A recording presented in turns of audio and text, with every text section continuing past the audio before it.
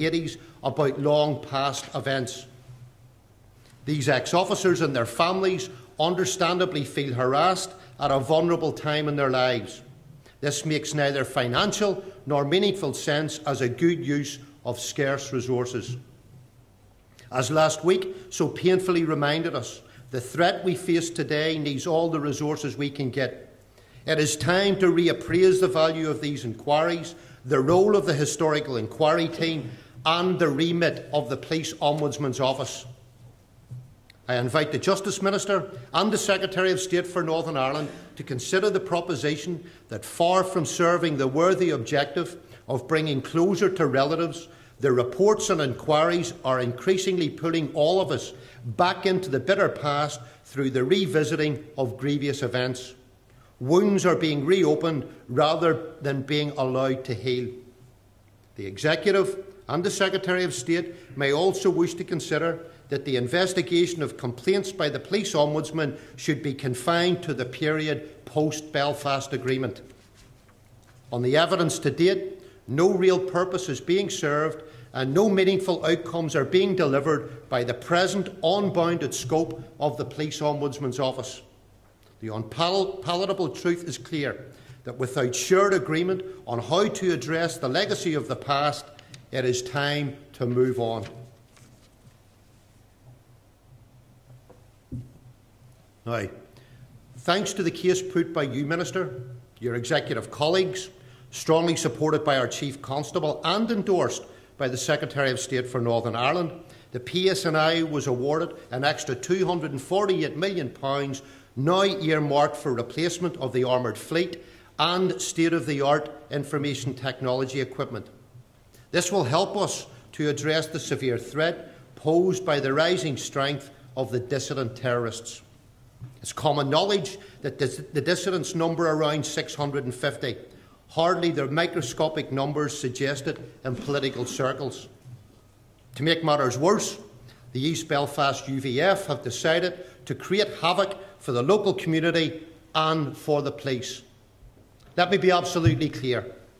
The Police Federation for Northern Ireland is deeply frustrated at the seeming unwillingness of the Executive and the Police Service of Northern Ireland to face up to the fact that we need to bring every resource that can be made available to us to bring the growing terrorist threat to an end.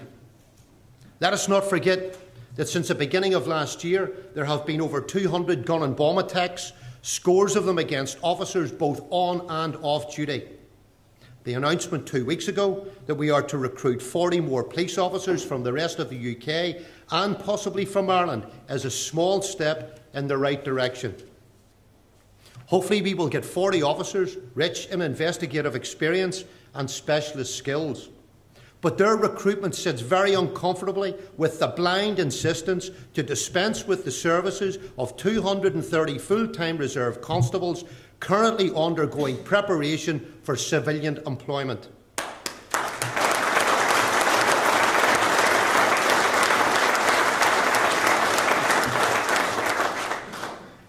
Why, when we need more police, do we phase out highly trained frontline officers? I think the new policing board should note that this somewhat premature decision is evidence of how we still have a long way to go before we see the politics being taken out of policing.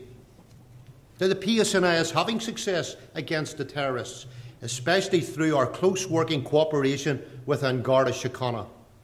Thanks to their magnificent efforts, over 170 people from both sides of the border have been arrested for terrorist offences in the past 18 months.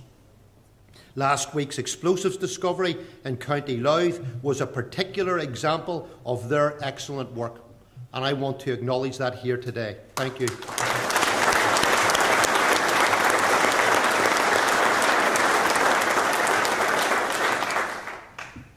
Now we also need to make headway against unrepentant loyalists who think that dissident activity is their local opportunity for more criminality.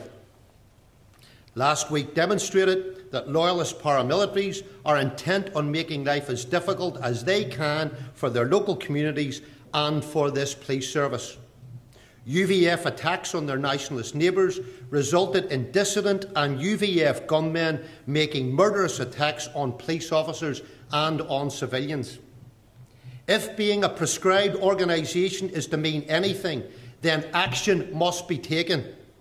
The brutal behaviour of the UVF demands that any active members released by virtue of the Good Friday Agreement on prison licence should be immediately recalled to prison by the Secretary of State for Northern Ireland.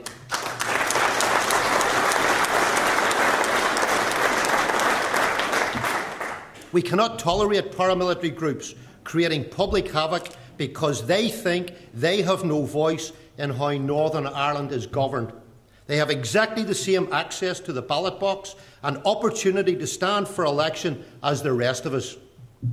All of us have a role to play in relieving community tensions, whether as police officers, community leaders or elected politicians. Over recent months, this Federation has made considerable efforts to highlight our concerns to bodies such as the Loyal Orders and the Parades Commission regarding contentious parades. We left them in no doubt about the pressures on police resources and the likely effect on community relations of irresponsible behaviour, lack of compromise and intransigence. What is now becoming increasingly clear is that the police service and the government have been blindsided by the growth in terrorism and public disorder. I have to ask on behalf of my members, how is it possible that despite the repeated warnings of this Federation, both the Policing Board and the Police Service of Northern Ireland could produce corporate plans that make no mention of the terrorist threat, a threat that is as pervasive as it is unpredictable. It's the elephant in the room. Lots of mention of antisocial behaviour, burglary and the promise of more visible community policing, all wrapped up in glossy management speak. But the most obvious omission from the plans is the recognition that unless terrorism is eliminated, community policing with its present resources is an unrealisable objective. We have neither the numbers of officers nor sufficient control of the geography of Northern Ireland to offer a sustainable community policing service. The foundation of community policing is the free movement of officers and their instant, unrestrained response to community calls. Minister, it is simply not happening. The community will tolerate this shortcoming in the police service for only so long, and then their support, hard won by the determined and courageous efforts of our officers, will ebb away from us. Support from communities who were less than welcoming in the past cannot be taken for granted. The paramilitaries on both sides of the community are only too anxious to fill any void that we fail to fill. And it's not just me saying it. The report of the Criminal Justice Inspectorate makes very uncomfortable reading. It says, we are failing to deliver community policing through a combination of insufficient progress on ending red tape and bureaucracy. They also say community policing is being disrupted by the regular abstraction of officers for anti-terrorist, public order and response duties. The extra money from Treasury is welcomed, but we also need officers on the ground. By all means, strip out officers from non-police desk jobs. That's if there's any left. But that will never be as rich a source of frontline officers as is currently imagined. And yes, it will take time to build up the PSNI to the strength needed. At least 1,000 more officers should be recruited forthwith, not just 40. We cannot meet a long-term campaign of terrorist threat, possibly as long as 5 years head-on, by working officers with endless overtime and forgoing rest days at short notice. The time has come for the PSNI to be reconfigured to deal effectively with terrorism as its overriding objective. It is not the economy that needs put at the heart of the programme for government. It is the defeat and elimination of the cancer of terrorism.